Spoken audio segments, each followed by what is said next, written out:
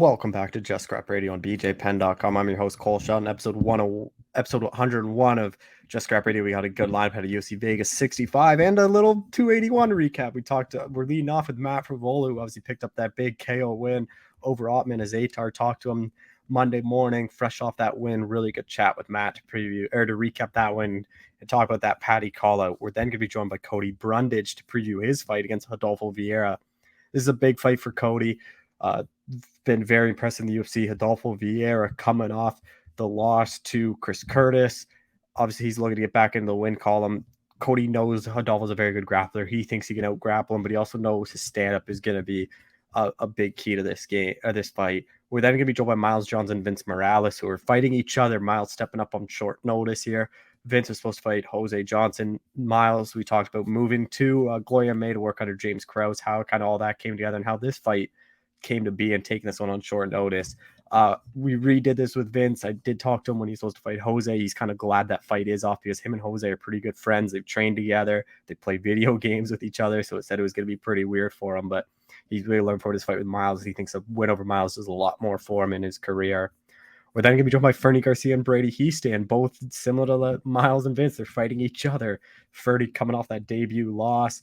He was pretty disappointed with his performance. Brady Hiestand hasn't fought since the Ultimate Fighter in August 2021 when he lost a split decision against Ricky Tercios and in that fight to become the Ultimate Fighter. Since then, had knee surgery. He's coming back. He really likes his matchup against Fernie. Both these guys 0-1 UFC, so they have a lot of stakes. Both of them think they can come out with a big win here. And we close things out talking to Vanessa Demopoulos to preview her fight against Maria Oliveira.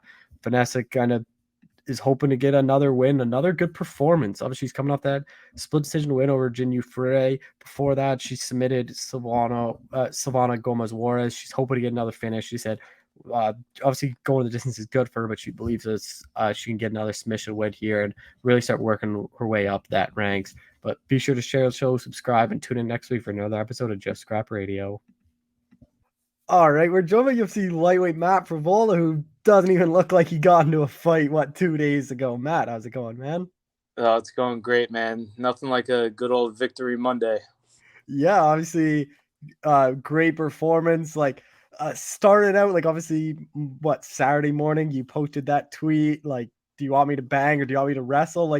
Was that more of a joke or was that more just you were actually going to follow that? Because it ended up banging, did end up winning, and that's kind of what you did.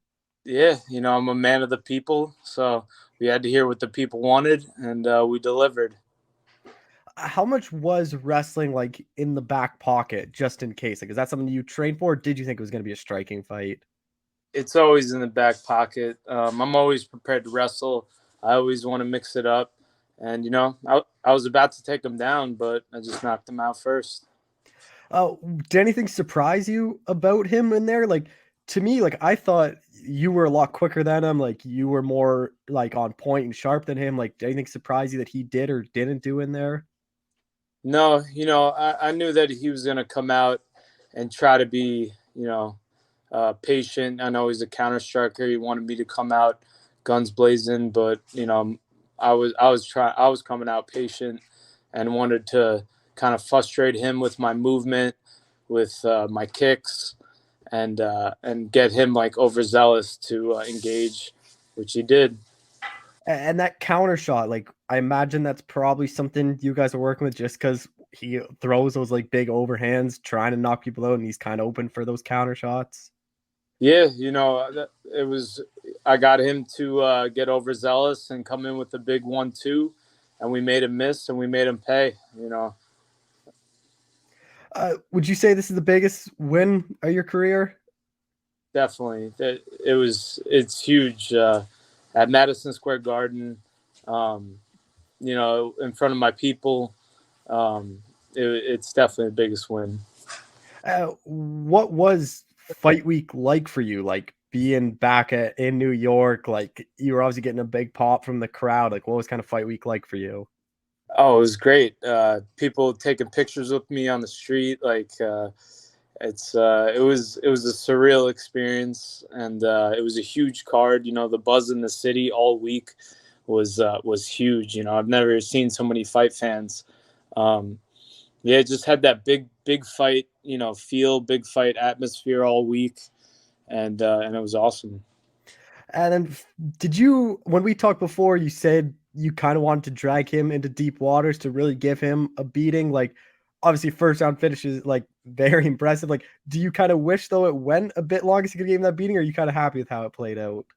I'm never going to be mad about a first round Yeah. finish, but I was prepared. I was prepared for a 5 round war, like I always am, and you know, each every victory is sweet in its own way.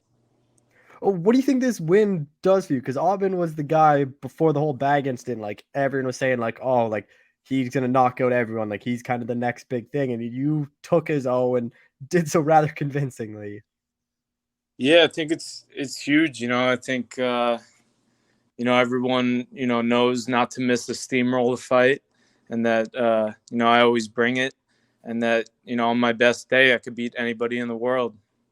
A bit disappointed you didn't get a bonus. Like I thought you were a shoe in. Yeah, I thought I was gonna get one too, but that's what I thought the last time too, and so no, I'm used to it now. What did you do anything like special after the fight? Like obviously you're close to home. Like obviously a lot of friends and family probably there. Like what was after the fight like? Yeah, went to the bar, met up with all my buddies, all my friends, all the team rollers, and we had a great time and we celebrated. Were you surprised you were the betting underdog going into this fight?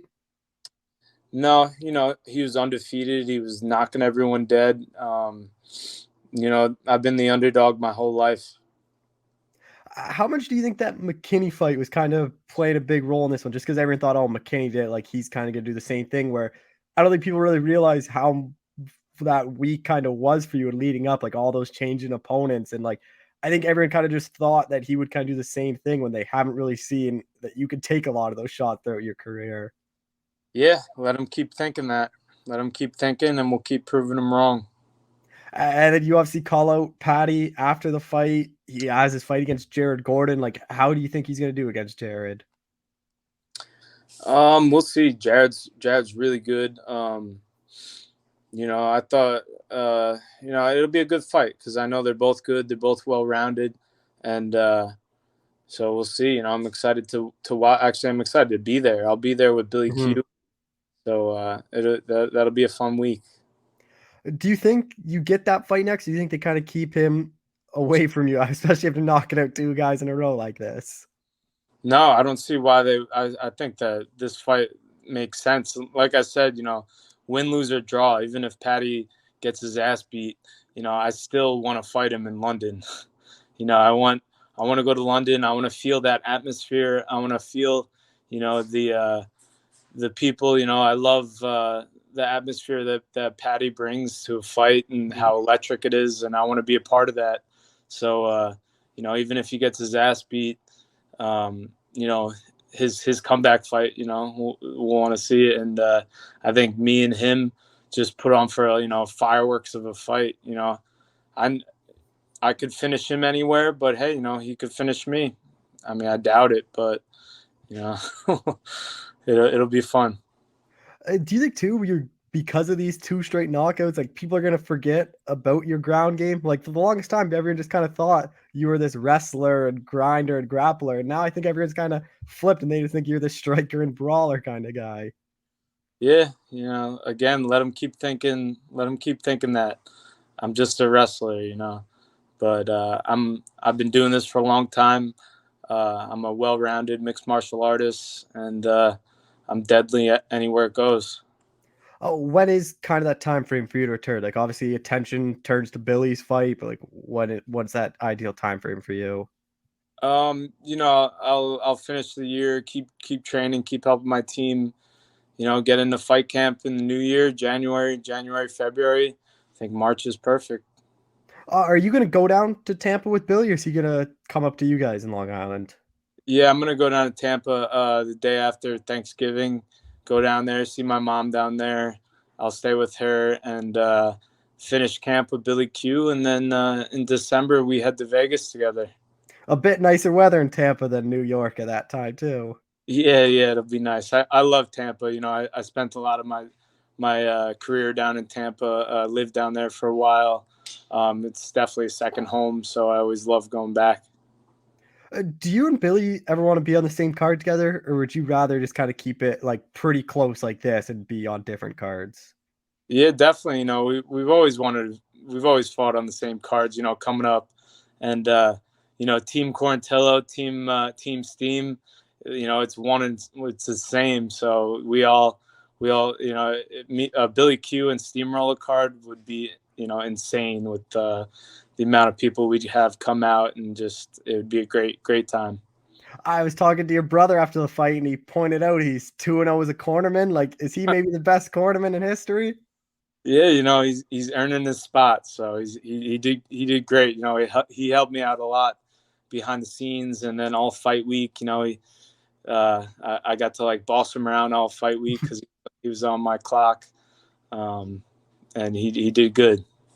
I feel like having him and Billy Q around would probably make fight week a lot more enjoyable, especially when you're cutting weight. Like how joking they are and kind of keeping everything light. Yeah, it was a great fight week with them and my dad and then Longo when he got out and the whole team when they all got out. And then Jake Fine, Taekwondo guy who's been shooting all my fight week vlogs. You got to check out that Weekly Scraps Media, up and coming. Aljo's media company. They put out a lot of good content with me all fight week, so go check that out. 4 straight fights on pay-per-views. Like, you think you're just a pay-per-view guy now from here on out? Yeah, I think so. They love to put me on the big cards. I love fighting on the big cards. And March is another pay-per-view in London, and I think that one makes sense. Just a couple more things. Did you talk to Ottman at all after the fight, or like, did you just kind of leave it be?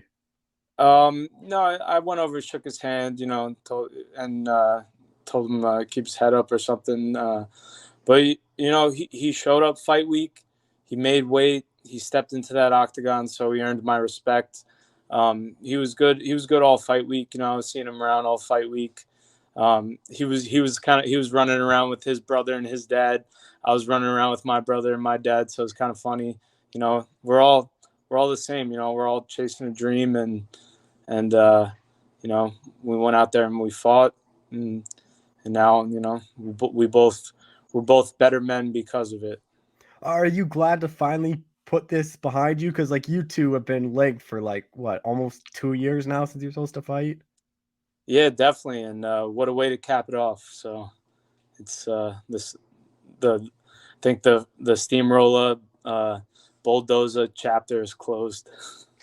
Just last thing, like obviously, what like you want Patty? Like, what is kind of that ideal 2023 look like for you? Looks like a big fight, a big win in March, and then on to the next. One fight at a time. Stay present, enjoy the moment, enjoy the ride, and that's it.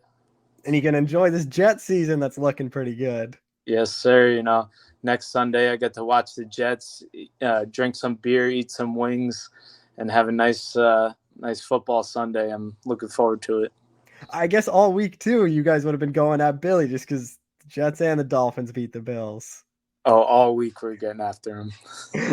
Well, Matt, I appreciate the time as always. Thank you so much for doing this. Yeah, thanks, man. Always nice talking to you. Yeah. All right, we're joined by UFC middleweight Cody Brundage, who's back in action here pretty soon. Cody, how's it going, man? It's good, man. Thanks for having me on. Yeah, pretty big fight here. Like Rodolfo Vieira, like how kind of excited were you when you got this call? Because he's a guy that the UFC really hyped up when they signed him.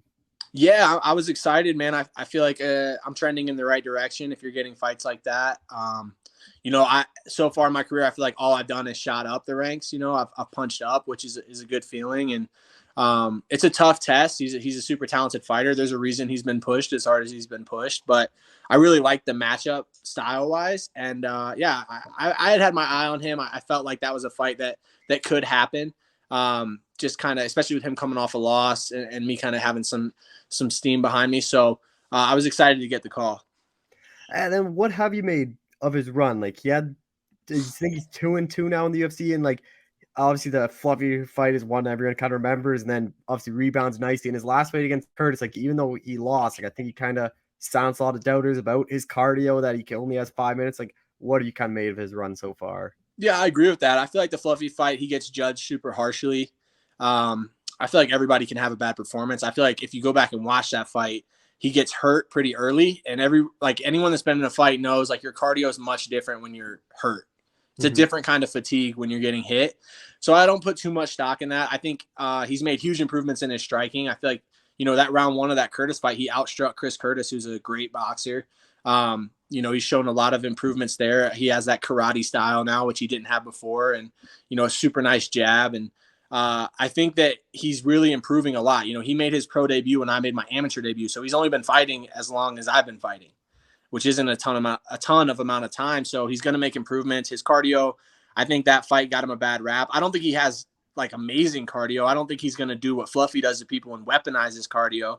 But I also don't think he's a guy that's going to just gas if he can fight his pace fight. You know what I mean? You got to really push him. You got to try to weaponize cardio against him, make him engage in the grappling. And that's a tricky game to play because he's so dangerous on the ground. You have to engage in the grappling to make him tired.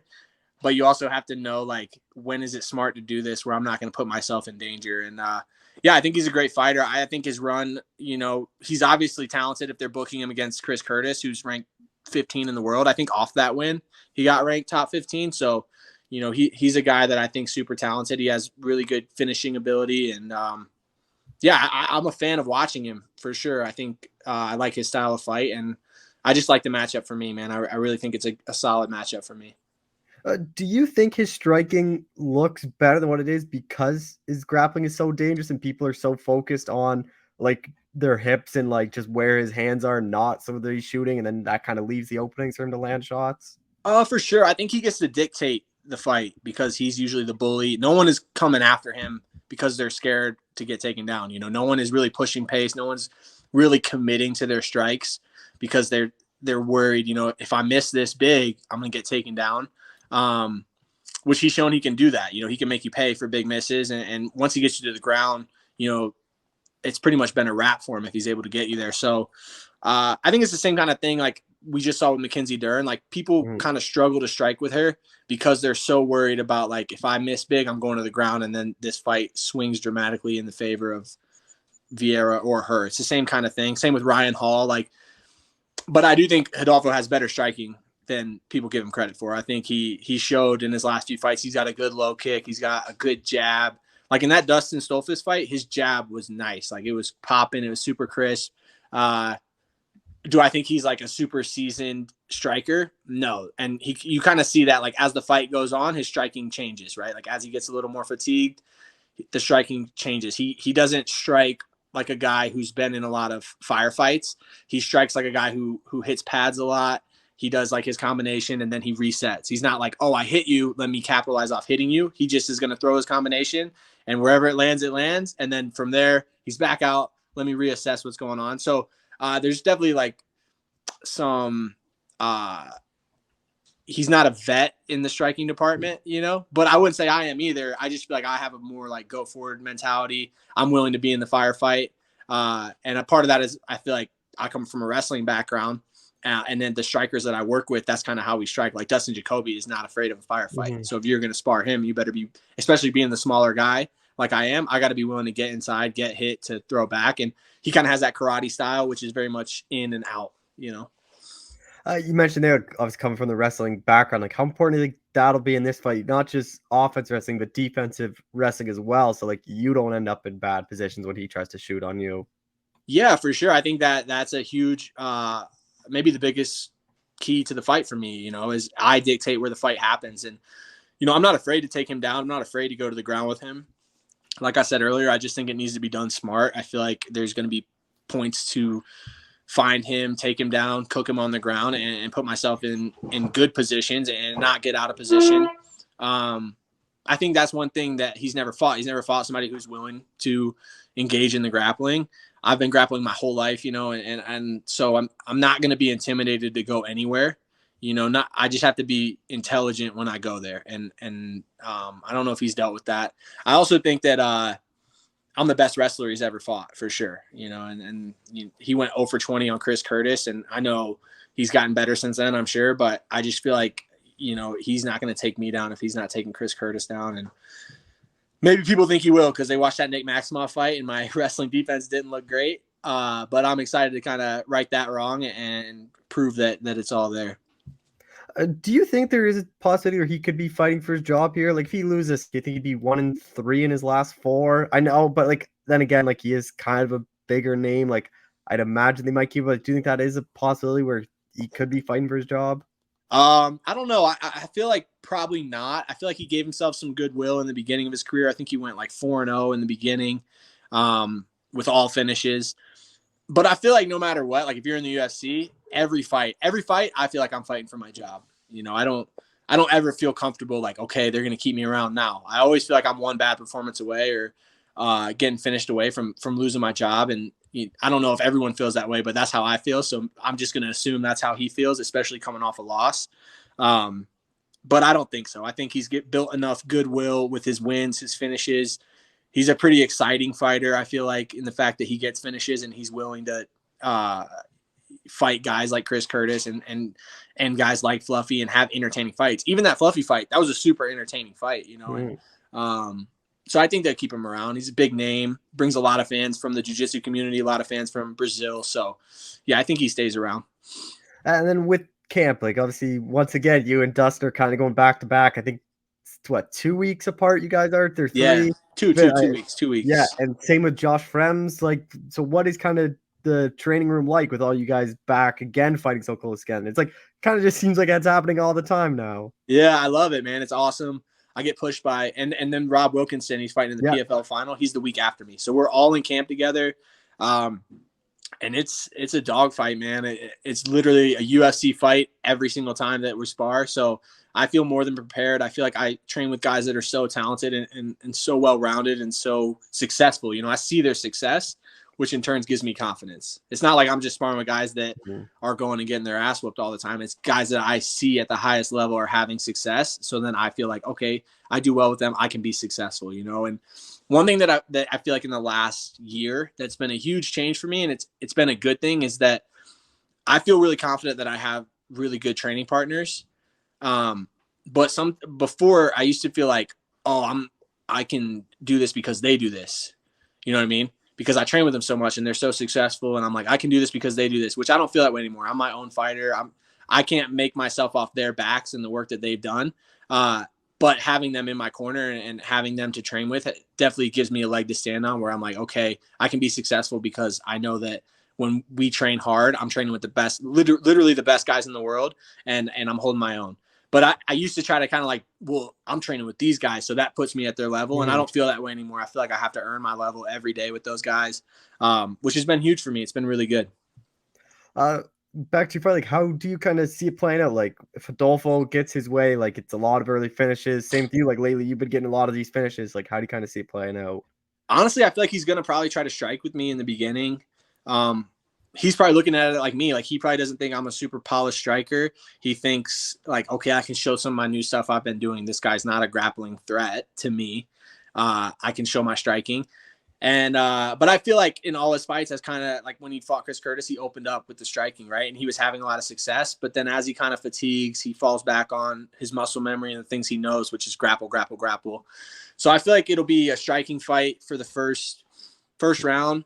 And then after that, I feel like he'll try to get some takedowns, try to take me to the mat where he feels comfortable. And I do think I can find a finish, especially on the feet. I feel like I carry a lot of power. I feel like I have good timing. So I'm excited. I feel like I'll finish him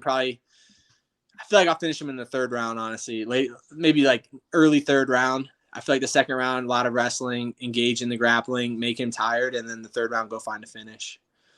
Hey, you go out there and get that finish, like 3-0 this year, 3 finishes. Like, where do you think that puts you? Because like all of a sudden you're like right kind of near those rankings. Yeah, man. I feel like before the beginning of the year, I wanted to be 3-0 and I wanted to win a bonus. That was my goal for this year. So I've got a bonus and I'm 2-0 and I got 2 finishes. So I just want to keep cashing my goals, and the rankings and all that stuff will come.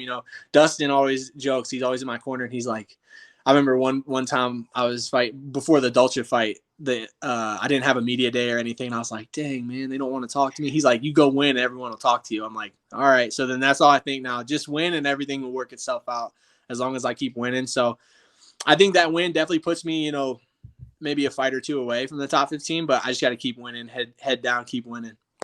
Is this kind of the perfect time frame for this fight too? Like right before Thanksgiving, Christmas, you don't have to worry about not eating during the holidays, and you can kind of get back in there early next year. Yeah, for sure. And also, like, my family and my wife's family, they both live out of state. So just being able to travel home for holidays and take my daughter to see her grandparents and not have the stress of like, okay, I need to find a gym to train at. I got to watch my diet. I got to make sure I'm doing everything correct. So it is good timing. Just in terms of like being able to go see family and not have to have that hanging over your head of like, when I get back, it's going to be, I used to love taking time in between fights, and now I like it. It's good. But then I'm like, man, those killers at the gym are just waiting until I come back. They're like salivating to just whoop my ass because I'm gonna be out of shape and wasn't doing the right things. So, but it's good. It's good timing for sure. You mentioned there, like your goal was 3-0 this year, one bonus. You should have two. I think you should have got one for your last one. But what's kind of the goal then for 2023? Like, have you thought about that at all? Yeah, I want to fight again like 3 or 4 times. Obviously, I want to win all my fights. I want to be a finisher. I want to be exciting. And then I want to get to another contract. I just signed a new 4-fight deal with the UFC, which was exciting for me. That was a goal that I had as well and was able to make that happen. So, yeah, I just want to get to another contract. I want to get to more money. I want to get to more wins. And then everything just kind of comes with that, right? Like the more you're winning, and especially getting finishes, the more people can – kind of hop on the bandwagon and just kind of springboard me to more success. But yeah, I just want to fight 3 or 4 times, probably 4, honestly. I know I only got 3 this year, which is fine. Most people get 3, but I just want to be a little more active next year and just put a streak together. I'm trying to catch Jacoby's streak, so I got to get more fights. What's that like for you getting re-signed to the UFC? Because honestly, I think recently, like, it has been a bit easier to get into the UFC, but you don't see a lot of those guys that do get in the UFC. Like, a lot of them don't get that second contract. So for you, like, what's that like? Yeah, it was huge, and I feel like I really earned it. I came in on short notice, lost a fight. So it kind of put me behind the 8 ball a little bit. I was like, all right, I kind of accepted right then. I'm like, I'm gonna have to fight my contract out because I probably won't get a new deal at 2-1. But then I went and had 2 really good performances. So I felt like I earned it, based off the performances that I had, and all those performances are only because of all the hard work. So yeah, it felt really good, and it's just kind of like validating. Getting wins in the UFC is really hard. Getting to the UFC is really hard. Getting wins in the UFC is really hard, and then getting to another contract is really, really hard. So it's kind of like the NFL. If you look at the NFL, how many people last a year or less, it's a lot. If you look at the UFC, how many people last 1 contract or less, it's a lot. So to get to that next one, just kind of makes you feel like you belong a little bit. But like I said, I always feel like my job's on the line every fight. So it doesn't really change much that way. But just in terms of, feeling like, okay, I'm next level, I made it to the next level is good. Well, Cody, I appreciate the time as always. Thank you so much for doing this. Yeah, thanks for having me, brother. Appreciate you. All right, we're joined by UFC bantamweight Miles Johns, who's stepping up on short notice here pretty soon. Miles, how's it going, man? It's going great. How you doing? I'm doing well. Like, before you get into your fight, like, you obviously made some changes, signed with Iridium, out to Glory to work with Kraus in Kansas City. Like, can you kind of walk through how all this kind of came together? Yeah, so I made the move over to Glory. It's been a couple months now. It was a long, kind of tough process. Anything like that. I've been with the guys at Fortis. I mean, I love all those guys and girls there too. They're gonna be family forever. But I've also been with Coach Say for 10 years. So it was tough. I see him as like a father figure. I still have so much respect for him and everything that he's doing down there. But I think that it was just time for me to make a change. The MMA world, it's so big, you know what I mean? And we only get to do this for a limited time. So I just felt like I needed to change the scene and to add some new things. Yeah, so now I'm here. I'm loving it. When did you kind of decide you needed to change the scenery, and how did you decide on Glory? Like, were there other gyms in play, or was it always good to go out there? No, yeah, it was kind of a process, like deciding, I was going back and forth with things for a little while, and so after that, I actually took a couple months to come to Kansas out and be live with there's my in-laws had a house that they invested in, and we were kind of trying to help take care of that house over on their land. And so me and the family went out there to the ranch and just took a couple months to just kind of be by myself a little bit and try to figure out what I truly wanted and where I thought that I needed to be. And after that, I just kind of made a decision that I was gonna make the move to Kansas City. There were other gyms that were thought about, but be the family being home, it was I really wanted to be close to family. You know what I mean? And I think that was part of it. That was a big part of it too, just being able to I don't know. I didn't really love the big city vibe of Dallas that much. I've been there for a long time, so I was happy to be able to get close to family and then be able to train at such a great gym too. And I heard a lot about Krause and been watching what he was doing before. And yeah, that's kind of how that all played out. How hard of a conversation was that with Safe and the rest of the guys then? Because you guys are like, Forest is like one of the, because it's like a bigger camp, but it's still pretty small where you guys are all pretty tight. Yeah, we're all super tight. So that wasn't an easy conversation with Coach Safe, but I mean he's understanding. He has a lot going on as well, and he still has so many obviously great guys there. I'm sure they'll see a belt in the next couple years. So it wasn't easy, man. When you do things like that, you get upset some people inevitably, and there was always people are always gonna say, I wish you would have done it this way, I wish you would have done it that way. And I'm sure there's could always be a better way to do it, but there's no perfect way to do something like that. At the end of the day, you're doing something for yourself that's gonna cause some issues with other people, but you got to kind of put that to the side and trust yourself, trust your heart, trust your gut, and go with it. I talk to God a lot, and I just felt like it's what I needed to do for me. So yeah, it was not a tough decision, or it was not a tough conversation to have with him. But I hope that over time, um, all that will just kind of fade away. Because for me, it's all love still, and I've said before, I still hear his voice in my ear when I'm training. You know, the things that he'd be saying in different positions or what I need to do, I hear that, and I'm sure I'll hear it in the cage as well. I'm also just getting to learn under Coach Krause too. So I'm like mixing those, the opportunity to be able to learn so much from there and from here and be able to mix those two. I feel like it's not every day that you get that, I guess, or it's how could I pass that up to, you know what I mean? And so yeah, I'm happy about it. Just last thing on it, is your brother out with you then, or did he stay out there and staying in No, Dallas? he's still in Dallas right now. He's not sure what he's gonna do with that. But as of right now, he's still in Dallas, and I think it's been good for him as well too, because when I left, he kind of stepped up the rankings at Fortis, and he's getting some more eyes on him. He's getting some more personal attention in that, and he's working with my old strength conditioning coach, Coach Mike, who's a great strength conditioning coach. So I feel like for him, it helped him take that step to being like a true pro who's really that this is really their career, and I know that there's so much room for growth for him down there. So I think that he'll be there for a little bit. Maybe he'll make the move down up here, maybe not. We'll see how that goes. But yeah, he's still there, and the coaches and everybody are taking great care of him, as I would expect they still would. And then how did this fight come about? Because you are taking on short notice. Like I know you did sound with Iridium, who Vince managed by, and so was Jose. So obviously it was probably pretty easy for Jason to put together. But like, were there any thoughts of maybe not taking your first fight with James on short notice just so you could have a full camp with him? I mean, I've been here for a while, and I'd been doing, been part of the system for a little while, and he came to me and was like, "Hey, you're looking great. You're improving a ton. You're looking in shape, all that. Working super hard.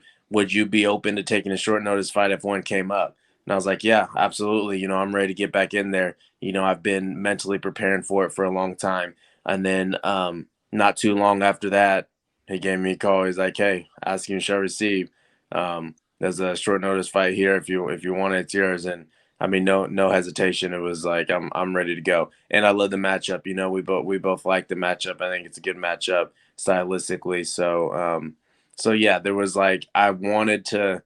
I guess ideally people would be like, oh yeah, if you have a camp, whatever. But I wanted to fight in November, December, regardless, and I was ready for a short notice fight. So when he gave me that call, it's I see it as a blessing. You know, I'm on my path, but I'm on God's path, and I feel like as he's leading the way. So How familiar were you with Vince then when he got this offer? I was pretty familiar with him. I'd been watching. I try to keep my eyes on the whole division, you know, but I'd been watching him. I seen him at in fight week when when I fought in Houston. He fought that same night, so I'd seen him in person. I'd seen his fights, and like when he said Vince Morales, I knew exactly. I could picture him fighting multiple people when he said that. So it was like, yeah, let's do it. And your last fight, like, us didn't go your way. Like, it was a very fun, entertaining fight. Like, what do you take away from that? Like, was this the layoff you kind of wanted after that one? Yeah, it was. You know, I made a lot of different changes in my life. You know, obviously the move was a huge one, you know, but a lot of changes for me as well. With that, I guess the takeaway from that was it's just a real humbling experience. You know, I was on a roll, two big knockouts, two performance the night bonuses. And to be honest with you, I thought I was going to knock John out as well. So I think that I just kind of lost a little bit of what got me there in the process. You know, and this was a fight, it was the first time that I'd been hurt. Like I lost one fight to Mario Bautista, but it was just like a flash flying knee knockout thing. I thought the ref stopped it a little bit early. I didn't have that time to deal with that adversity in the cage. This time I got hurt and dazed a couple times, and I had to deal with that in the cage, and just getting that experience I think is helps for so much growth, you know, like experiencing that was huge. And also I just had to step back and see I didn't think about wrestling him for even a second when I was dazed. You know, all I thought like was, okay, I got hurt. Now I'm gonna knock him out. Like I'm gonna have him come in. I'm trying to knock it out. And that's not the way that I think I need to be. Like, I mean, I'm a state champion wrestler. Been wrestling my entire life. In those situations, I need to be composed enough to maybe slow the fight down, get him on the cage, you know, recover a little bit, do that type of thing. So there was a lot of growing and takeaways from that. But also is like with the suspension, um, I was diagnosed ADHD and prescribed Adderall for a while, you know, and I should have done a TUE for it, but I hadn't in the past just because I always am off of it close to a fight because it kind of takes away some of the emotional aspects, like the ups and downs, which I didn't like. But this time, I guess it just stayed in my system a little bit longer. And, you know, that was like I've said, that would have been prior to that happening, like my worst nightmare. But then afterwards, it's kind of the biggest blessing, you know, because I also realized that even though I was prescribed and diagnosed, maybe it's not something that I even need in my life, you know, which was actually a battle I was going through prior even to that happening. So, like I said, I always see that God is leading the way, and I think that was just something that I needed. That loss plus the suspension, all that, and then the move. Like, I mean, it's been a lot of emotional turmoil, you know, and but when you go through that and you stay strong and you stay positive and you just do what you got to do to get through it, I feel like you get stronger, you know. So I've been forged through the fire, and yeah, I think I came out much stronger. So no more any of that. Yeah, with the suspension, like, has that all been kind of cleared and you like file that, or like how did you kind of go about make sure this doesn't happen again? Yeah, it's all been cleared, and I got approved for a TUE in future fights. Yeah. And when I got the short notice, they actually called like, "Hey, we got to run this quick, so you have your TUE." I was like, "I don't need it. Like, I'm done with that Adderall. I don't think that it was a good thing for my life personally. I know there's a lot of people who do suffer from ADHD and they do need that, but for me personally, I felt like it was just time for to be completely done with that, you know. And that's part of like getting back to some of my roots, you know.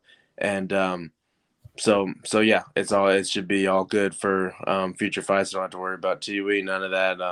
So I'm really happy about that. I'm real happy that that was that was something I had to deal with. And then with this one, like, how do you think you match up with Vince? I think it's a great matchup. I think that stylistically we're similar.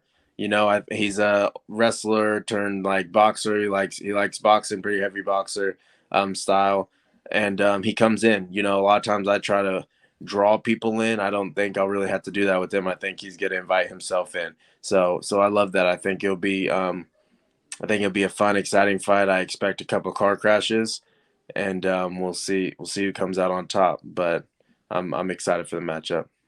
And do you like put any pressure to get like a finish, or is it more just about getting back in the win column here?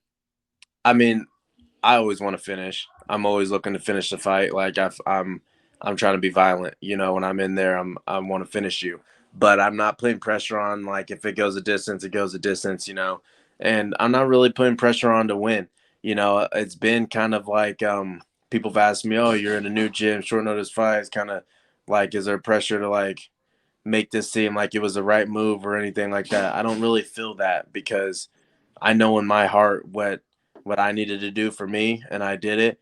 And so everything else is just, you know, hearsay.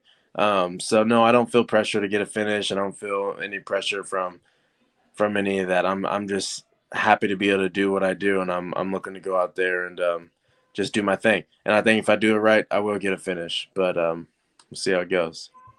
Maybe you don't want to really dive too much into this, but like, is it a brand new kind of different like style working with James, or is it going to be like a similar kind of the way you have been fighting in the past? It's the same but different. Yeah. Same Uh, but and then obviously there's a ton of people out there like Moreno, like James Gallagher's out there. It's like your weight classic, Jeff Molina, Tim Elliott, all those guys. Like who are those kind of the main people you're working with, or who are kind of the main people? yeah, and David Onama, Yep.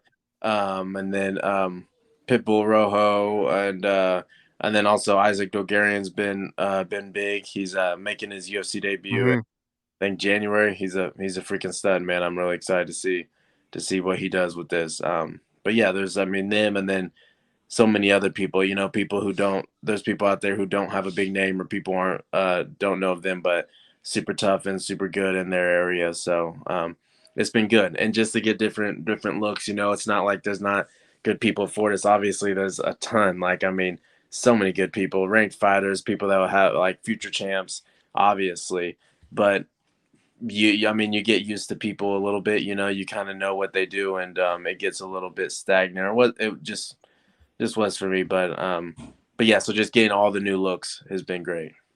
And just last thing, like you get past events, like probably a few this year, just because there's only like a handful of cards left. So, like, what is kind of the goal then for next year for you? I want to string together some wins. You know, we get past Vince. I'm hoping maybe fight 3 times would be nice next year in 2023. Seems crazy, but yeah, 3 times in 2023 would be nice. And yeah, just string together some wins, start getting in the rankings, and get ready to make my real run. You know, I've just been patiently waiting and involving until it's time for me to make my championship run, and I feel like that time is coming soon. So Oh, well, Miles, I appreciate the time as always. Thank you so much for doing this, man. yeah, absolutely. Thank you. All right, we're joined by UFC bantamweight Vince Morales, who's got a change in opponents. Vince, how's it going, man? Doing good, man. It's good to talk to you again. Yeah, we did this probably last week, maybe a week and a half ago, something like that. You're supposed to fight. So. Yeah, you're supposed to fight Jose Johnson. Like, you were saying how like you two have trained together, like you're pretty close. You played video games. Like, are you happy that he's kind of out of the fight and you're fighting someone else now? A small part of, yeah, a little bit, just because like now we don't have to. But it's almost like we addressed some of the stuff that we were gonna have to deal with, and then now we don't have to like go through with it. So it's like I don't know. It's a whole weird thing. I'm really stoked for that. Miles Johns actually stepped up and is stepping in just because I think as far as UFC 10-year goes, I think we're both kind of in that same position. He's a tough fight. Yeah, I'm pretty pumped. So worked out. When you found out Jose was out, like, was it immediately Jose's out, but we have Miles, or was there a bit of time where you didn't know if you'd be fighting? No, it was immediate. It was Jason House is pretty much on it. Anytime he calls me with stuff like that, like it's pretty much squared away. So I'm like, okay, cool. Let's go. I guess a big help too is that Miles is with Iridium now too, so it's probably was pretty easy for Jason to make it. Oh, I'm sure. Yeah, and managing like probably 80% of the bantamweight roster. I'm sure you find somebody. With Miles, like you kind of mentioned there, he's kind of been the UFC similar amount of time. You have 3-2. Like, how familiar were you with him then? I'm pretty familiar. I watch like pretty much anytime there's a bantamweight fight on. You probably see my tweets pop up every now and then. I'm always saying bantamweight heat. I'm always tuning in for bantamweight fights. I got a little notebook with some notes on some of the bantamweights and stuff like that. I made mental notes for Miles because we both fought on the Houston card, UFC 265. And so I was making mental notes, like just always, just in case. You know what I mean? With Miles though too, like a big change he did is he left Fortis and went to go work with James Krause. Like this will be his first fight under that move. Like it is short notice, but like, is it gonna be like? Do you like how much do you look at his past fights and just because you don't know if he's gonna be a different style with James now coaching him? I imagine it'll be a little more tactical with a few things. That just seems to be kind of Krause's approach. I think at its core, we're still dealing with the same. He's going to pose the same issues. He's a good solid wrestler who hits hard. So I'm not overthinking it one way or the other. Unfortunately for him, I think especially after making a move to a new camp, I think it's always best to start out with a full training camp going into a fight. But then again, I don't know how much they've gotten done in the meantime anyways. Maybe he was ready for a fight right away. Whatever. Doesn't make much of a difference for me. I meant to ask this right off the bat, but is it still 35 or is it a catchweight just because it's short notice? It's still 35. So was that ever a discussion or was it always just going to be 35? It's just always going to be 35. No discussion one way or the other. With Miles, like how do you think you match up against him then? I think honestly, both strengths are kind of similar. I think he's shown a little bit more of his strength. I think some of my stuff's kind of flown under the radar, but everywhere he's good, I'm just as good. And I think I have an edge in a few places, and just enough for me to take advantage of some areas and bring the fight to my way, the way I want the fight to go. You still have like what you have like almost 2 weeks, I think, since this fight got announced. So like, how much does camp change now going from Jose to Miles?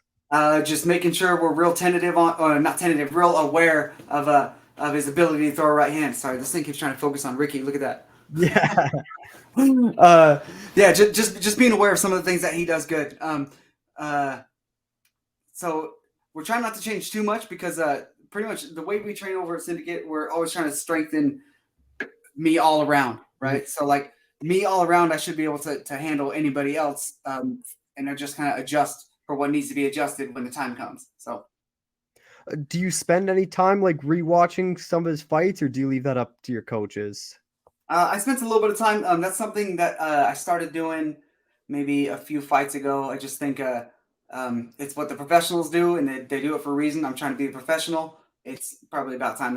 I used to try to avoid it because I let it embed in my mind, and then late at night I'm still up thinking about it and strategizing and doing things. But I think I've got a healthy balance of that now, and I immediately went and watched a few fights and took a little bit of notes, and yeah, I'll be ready.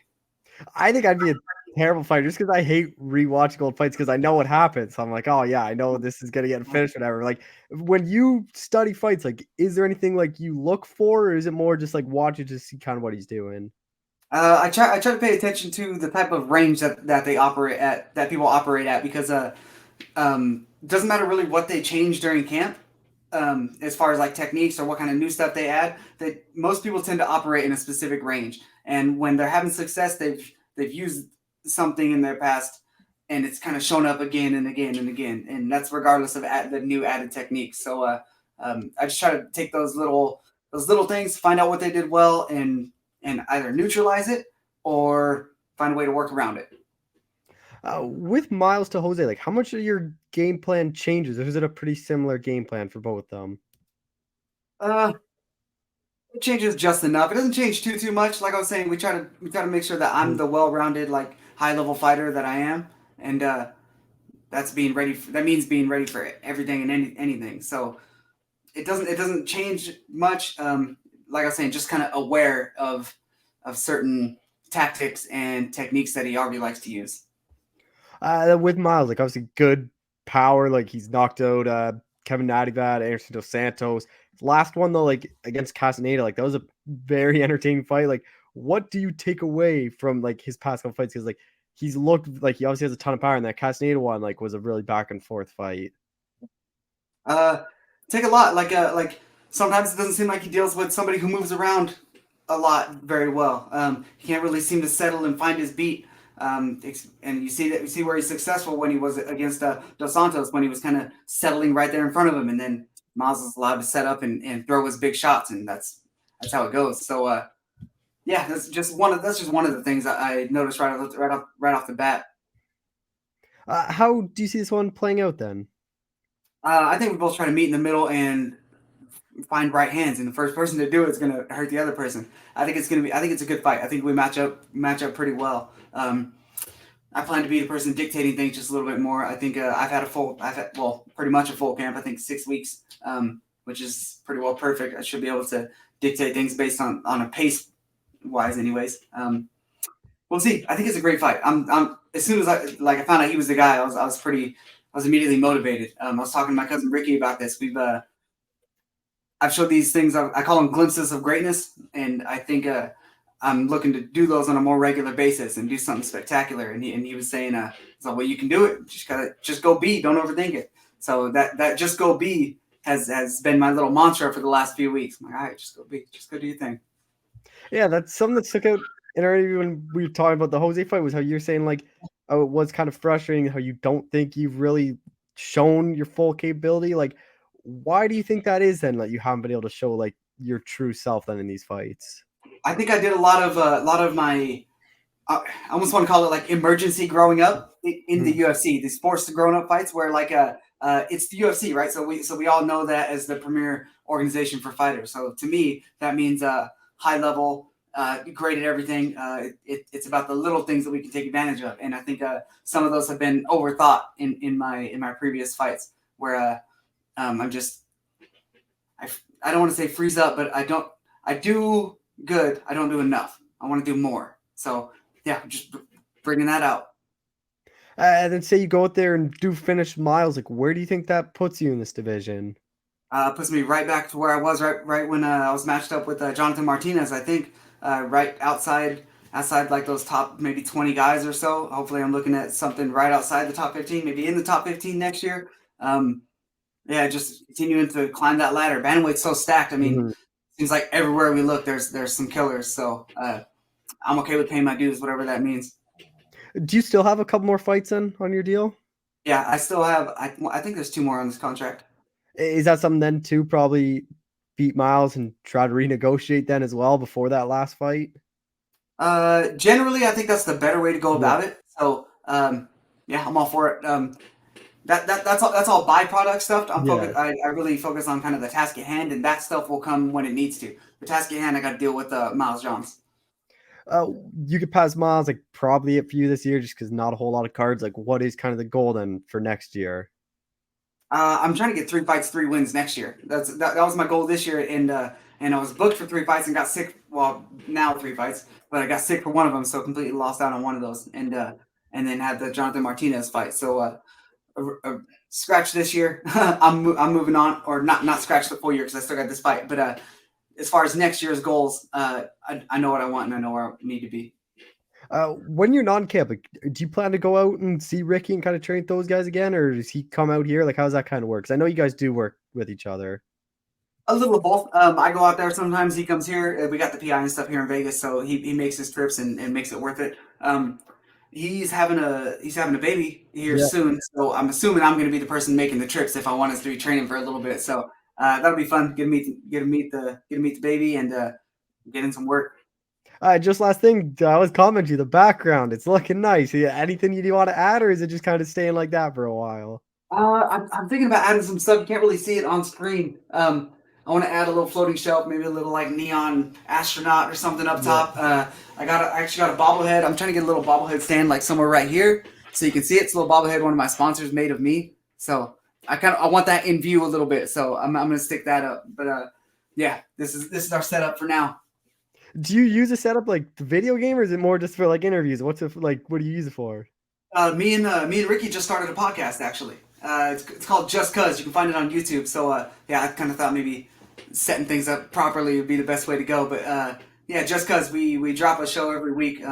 looking at dropping one. We're actually recording tomorrow, and then we'll record again next week for Fight Week, and that'll be our first Fight Week episode. So I think that's going to be pretty interesting, and that'll be fun. Yeah, I'll go check it out then. What is it? Just all talk about fighting, or just a variety of stuff?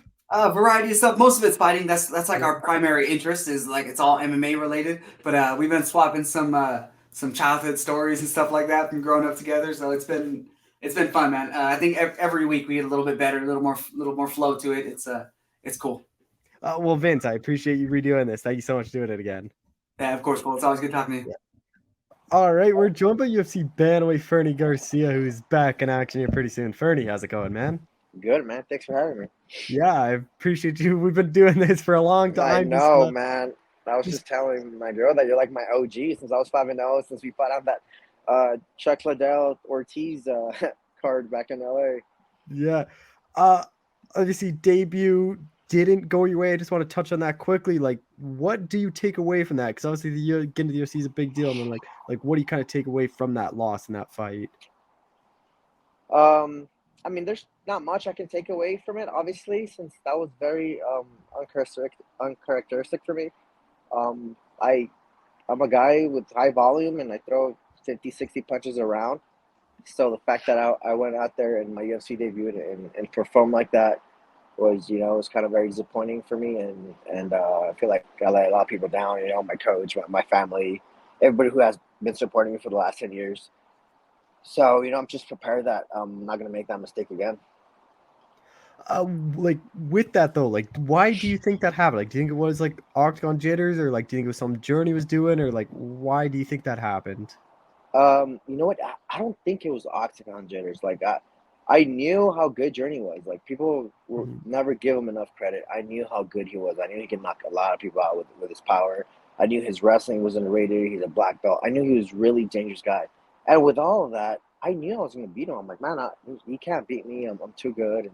And I still believe that if I would have showed up, I think I would have won that fight.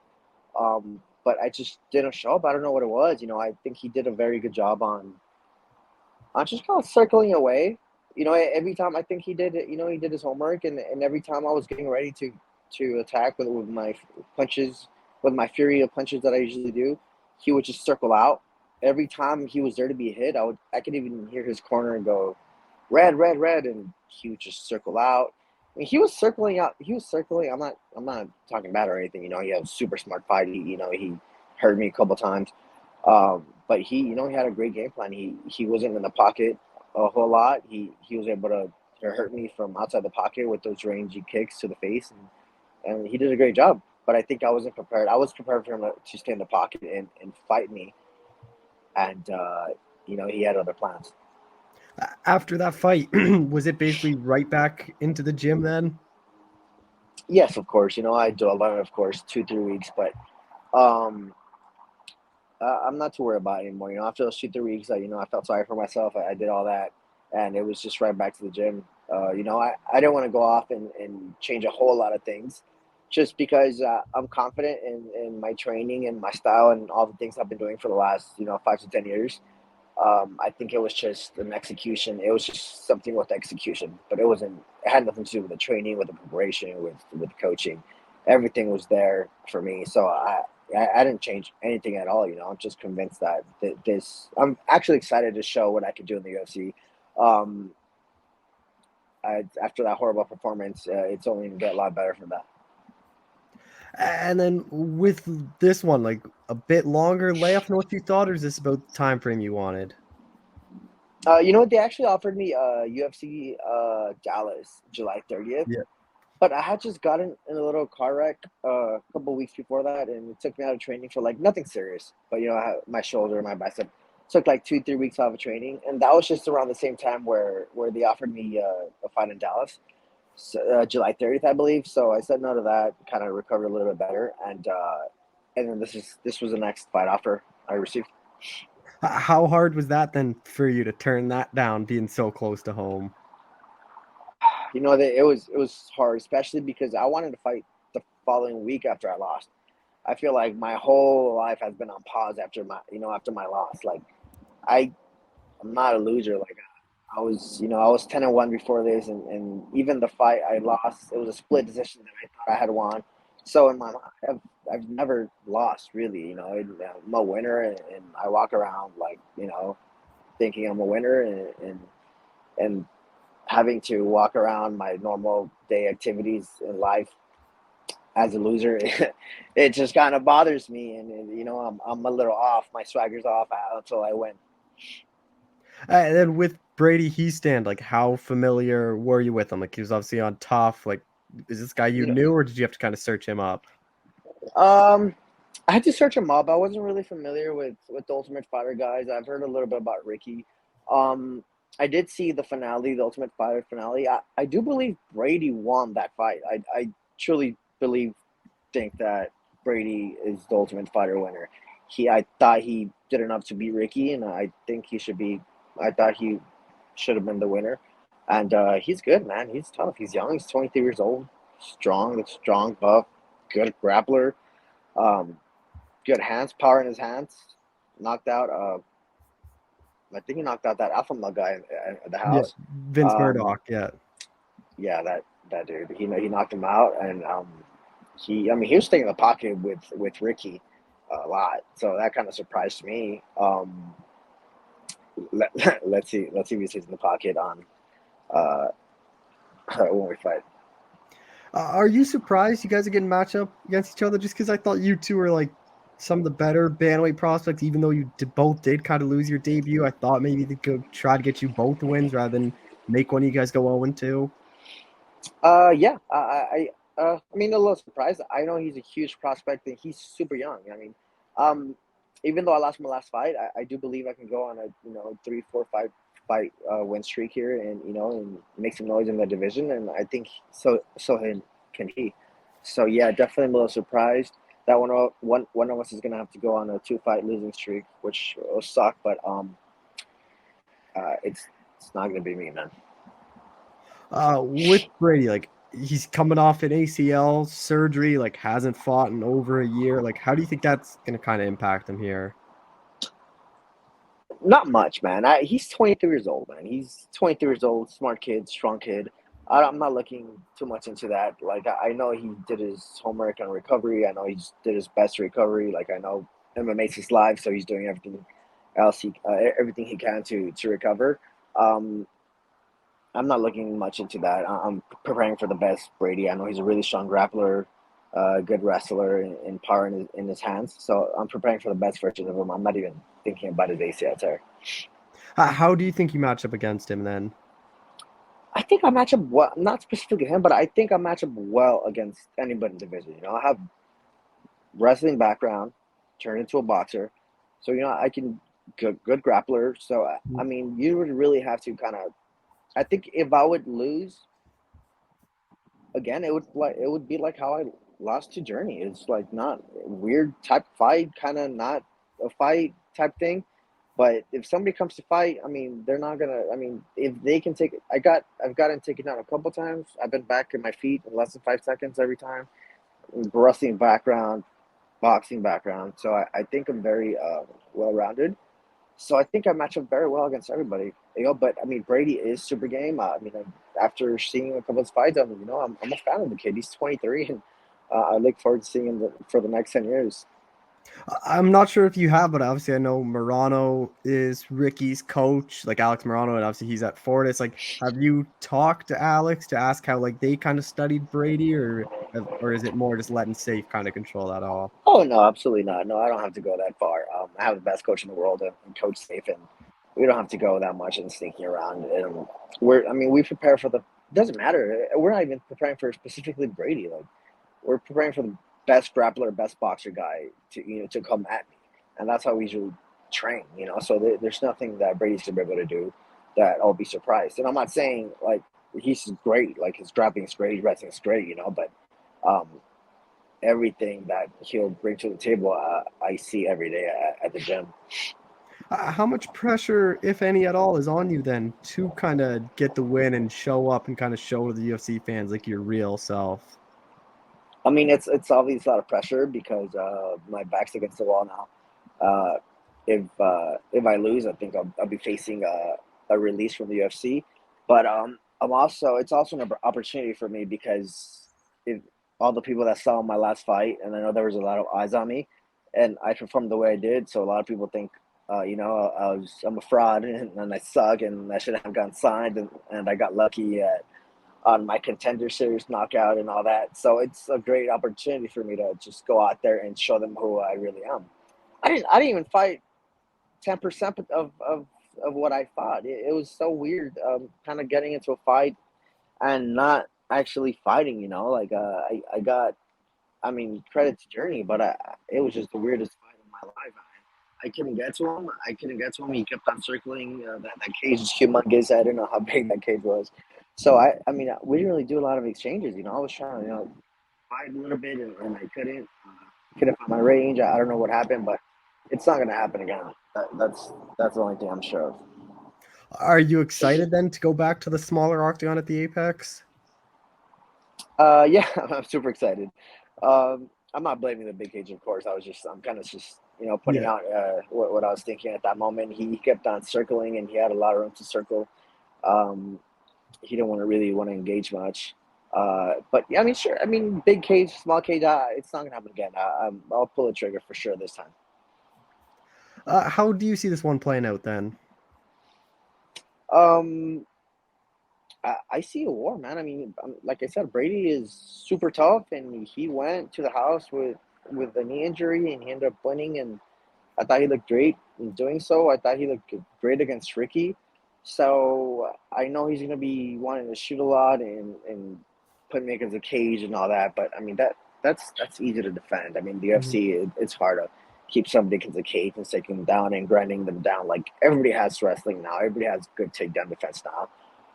So, I mean, hopefully we can skip through all that and get straight to the boxing. But even if we don't, I mean, I think I can neutralize his takedowns in his wrestling and force it into a boxing, kickboxing match, whatever.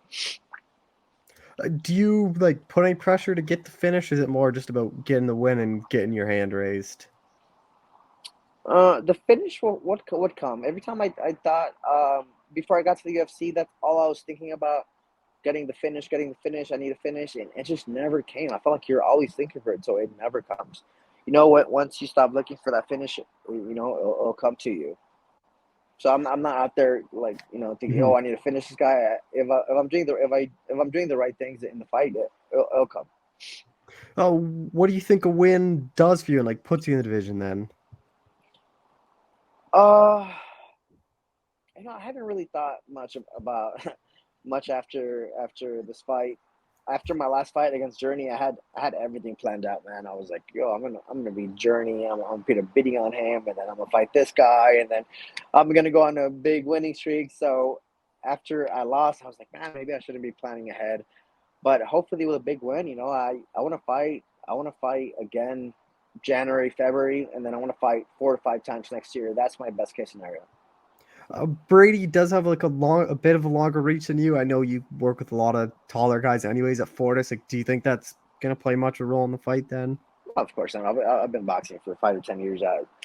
Bigger reach, longer reach, taller guys, actual boxers. I know how to get inside, and I'm sure I'll figure it out. Just last thing, you kind of touched on it a bit there, but probably it for you this year just because there's only a handful of cards. Kind of perfect timing too. You can enjoy Thanksgiving and Christmas and all that. So yeah. What is kind of the goal then for 2023? Because you're usually fighting pretty often. It was just the 2 fights then this year. Yeah. You know what? I want to stay active, and I want to fight under one of the big Mexican guys, man. I mean, Brandon Moreno fights January 21st. I don't mind going to Brazil. I'm hearing that Jair Rodriguez is fighting in February in Australia, maybe. So fighting in one of their cards. Me and Yair are from the same state, from Mexico. We're both from Chihuahua, so that'd be great too. So I just want to fight under their headline card. So that's always been one of my dreams. Well, Fernie, I appreciate the time as always. Thank you so much for doing this, man. Thank you, Cole. Yeah. All right, we're joined by UFC bantamweight Brady Hiestand, who's finally back in action. Brady, how's it going, man? Good, living the dream. How you doing? I'm doing well. Obviously, you're on tough tough loss in the finals, like split decision, could have gone either way. And I know you obviously suffered an injury, like, but is this a lot later than what you thought you'd be able to return? Is this about the time frame you thought? Obviously after the fight, I wanted to keep going. This is going to be my longest layoff since I started fighting back when I was 16. But, like you said, I had an injury. I had a complete ACL tear, partial meniscus tear, partial MCL tear. So, the recovery's gone pretty good. It's going to be about a year and a month after my surgery that I'm going to get to fight. So not a bad time frame. I was hoping a little bit earlier, but they gave me this fight, so it worked out. When were you able to like fully get back into training and like your knee felt fine? It's kind of hard to say because even like before I was cleared to start training, I would be training. Like I'd be rolling on the mats and, I'd be hitting mitts and stuff like that. Just, I know my body pretty well. So I was just kind of going at my own pace. But I think probably around the 8-month mark is when I started going probably almost full back to sparring. But still kind of, ramping it up and just kind of seeing how my body was doing. Do you think that's going to be a concern? Because like I've talked to some fighters that come off the ACL and they're like, it was a concern. Like they didn't know how their knee would held up until like they got kicked in that first time. And then they kind of gained more confidence. Like, is that something you think you're going to have to feel like it's going to be until that first shot that you really know your knee's good?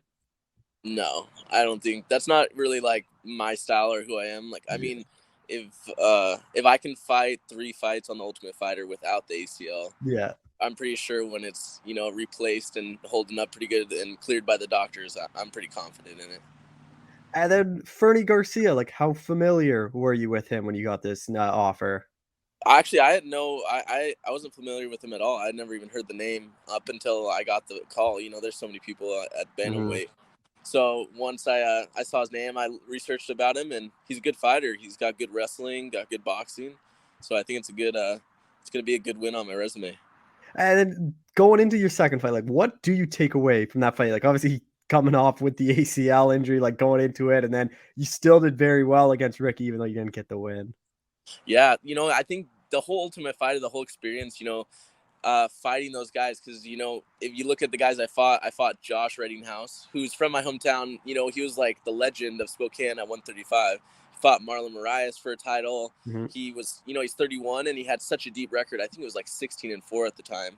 Then my second fight was against Vince Murdoch, who 12-3 from American, Team Alpha Male, and then Ricky. All these guys that are way older and had great experience, and I feel like I performed great against all of them without an ACL. It gave me a lot of confidence going into the UFC, knowing that once I'm all the way healed, ready to go, I'm going to perform way better.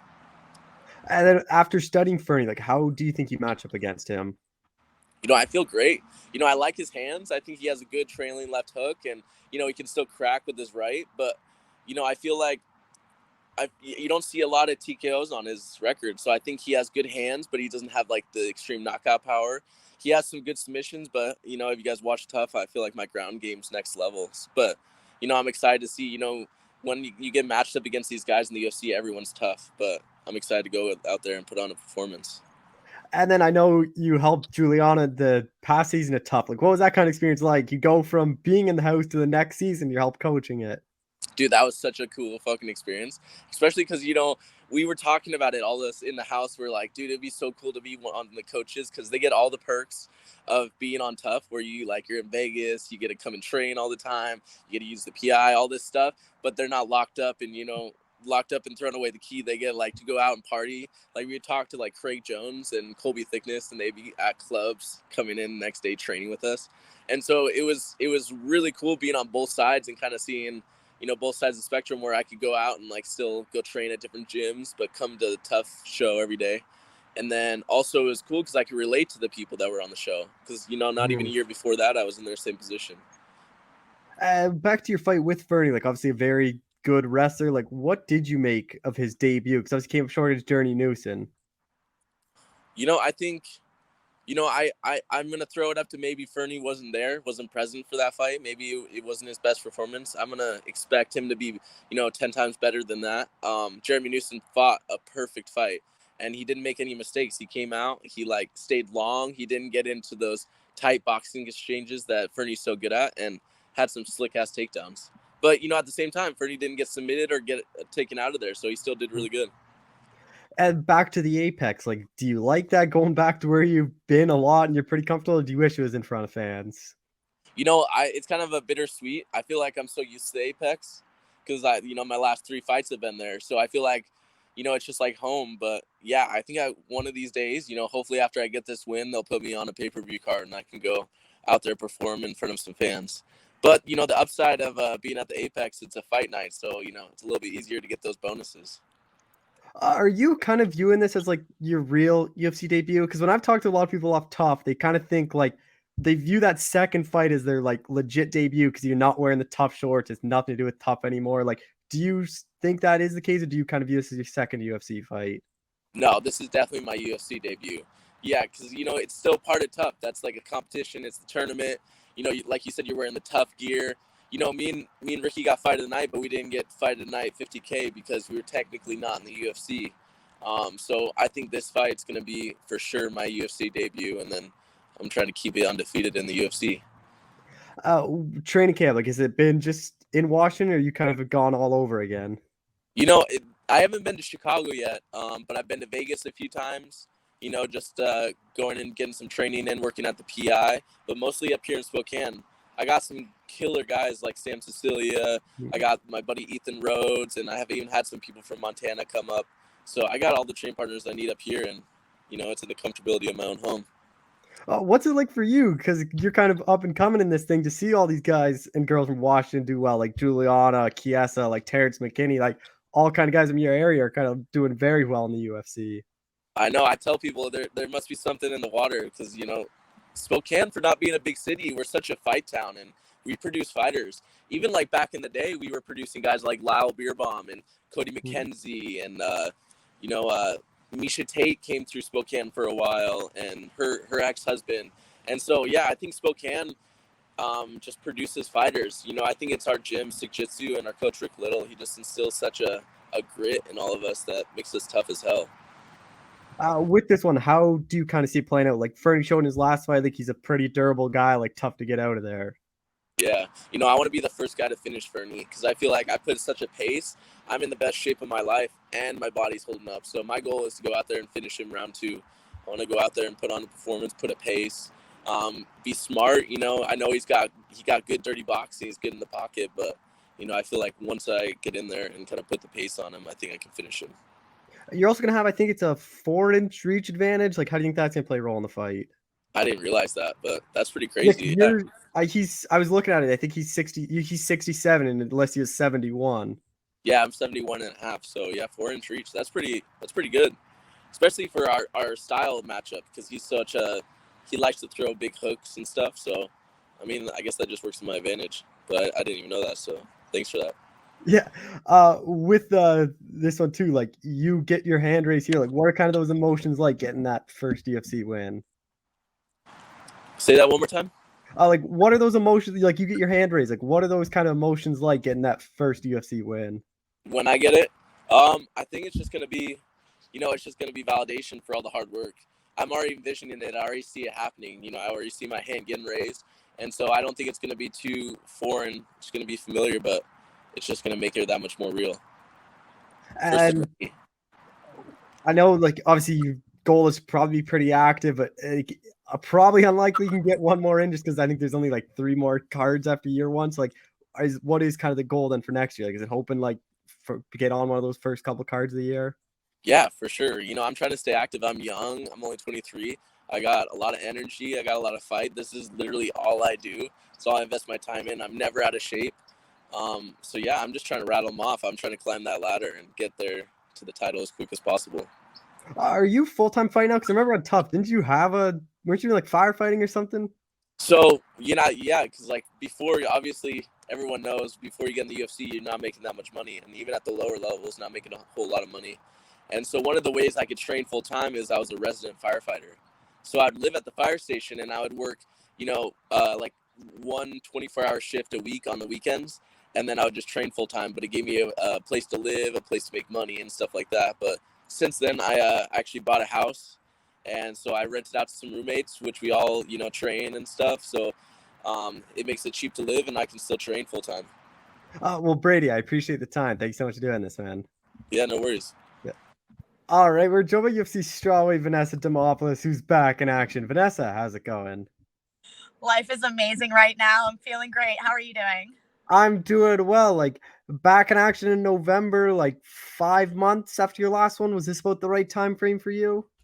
I love this time frame, honestly. Like, I love just staying busy. I love fighting as much as I possibly can. So this is just perfect. And 3 fights in this year. Like, was that kind of the goal then for you? Yeah. 3 to 4 fights a year is where I definitely want to be for sure. And then with Maria Oliveira, like how familiar were you with her when you got this opponent? I was extremely familiar with her. One of my friends, Tabitha Reese, actually fought her on Oliveira's debut. So it was really perfect for me because when I got the call, I was like, oh, I know exactly who this fighter is. I've already done my homework and research on her. How beneficial is that? Just because the UFC obviously has so many fighters that when you get a girl that's only fought once or twice, like a lot of them you don't really know, but how beneficial is that where you were familiar with her? Yeah, I mean, it was very beneficial. I feel like if you're a professional, you should be doing your homework anyways. And I'm now that I do a lot of like fight analytics and stuff, I'm constantly watching tape. So I'm fairly familiar with just about every person in especially my division, but everyone in the UFC. Is like watching tape and all the analytics like something you just started when you got to the UFC, or like when did you kind of start doing that? I was getting into commentating prior to that, but more in the jiu-jitsu aspect. So once like getting to the UFC and getting the opportunity to be a part of Extra Rounds, which is exclusive on UFC Fight Pass, and being an analyst for them, it's been really amazing to be able to like see fights, like break them down, be able to talk about them, and just have a very like professional outlook on them. So it's been really beneficial to me. I feel like I've grown a lot as an athlete, just being able to do the homework and just seeing like what people do correct, what they do wrong, and being able to fix my own mistakes based off of things that I'm analyzing on other people as well. Just kind of building off that then, like what do you take away from your last fight, like going into this one then? I mean, I did awesome on my last fight. So there were definitely some holes that I wanted to fix. And I think I've done a very good job on the in-between because I'm always constantly training. So I've definitely like tried to adjust a lot of things moving forward into this next camp, which has been great. It's been such a good rollover for me. And then with Maria, like how do you think you match up against her? I mean, I win. So there's that part. Yeah, she's tall. She's a very tall fighter. So I think it's awesome for her that she's so tall in this weight division, and which is why her nickname is Spider Girl, because she's got such very long limbs. And I have never fought like short opponents. I'm only like 5'2", so everyone is going to be taller than me. It feels like every time I walk in there, everyone's like very tall. I'm like, oh my gosh, why is everybody so tall? Yeah, that is something I did want to touch on about this fight. Is she is going to be a lot taller, but then I was looking at who you fought. Like it's something that you're used to. So, like, do you change anything in camp for this one? Just like work with bigger people, or is it just the same because you're used to this? Yeah, the same song and dance for me. So yeah, I mean, everyone's always taller than me. It's nothing I'm not already used to. And then at Fight Ready, like, who are kind of the people you're working with for this camp? Ooh, right now, I mean, honestly, like, I'm so blessed to be at Fight Ready because everyone who is here is like, they're all flyweights and bantamweights. So it's perfect. I work with literally everybody, and we have so many UFC fighters that are here, and it's just such a blessing to be able to have such high caliber training partners available, and almost all of them are men, and there's like very few females, and it's just really awesome. It's a very savage atmosphere. With Maria, I like, would start listing, but it's like there's literally everybody, because we're all like around the same kind of, well, they're all around the same size, and then there's little old me. So with Maria, like you look at a record, a lot of wins by knockout, like some of her losses are by submission. We know how good of a grappler you are. So do you kind of just expect her to want to keep this one standing against you? Oh yeah. I mean, I definitely don't see her wanting to go to the ground. but also I'm not going to discount that, you know, and I'm prepared. Like, obviously I'm prepared for the ground, and I've always needed to get ready for striking because I felt like previously that was always like a gap for me. So with every fight, I've always had to work on like becoming a better striker. And which is funny because I actually started off in striking. I didn't start off doing jiu-jitsu. And yeah, I think that a lot of her wins have come by knockout, but it's also like, who have you fought? Yeah. Where I've only ever taken tough fights. Like most of my fights, even coming up previous to being a UFC fighter, are all now in the UFC. You know, like half of the roster that I've fought in is in the UFC now, you know, and or they're still like almost on their way there. So it's like, who are you fighting versus like, what does your record look like to me? Have you talked to Tabitha about how she kind of what she notes in the fight, or you like about Maria at all? Sure. Yeah. I mean, I was there in that fight live. Yeah, I guess so. I forgot about that. Yeah. With like obviously the reach advantage is something we talked about, but like how important do you think it is then getting inside and like kind of negating that reach advantage, and especially if you're inside, then you can a lot easier to get those takedowns. Yeah, you should be a coach, dude. Yeah. Put the game plan together for me. Let's go. Just kind of build off of it. Like, how do you see it playing out? Like, obviously, I know whenever I talk to you, you always want to get that submission. You didn't get it your last fight. So how do you kind of see this one playing out?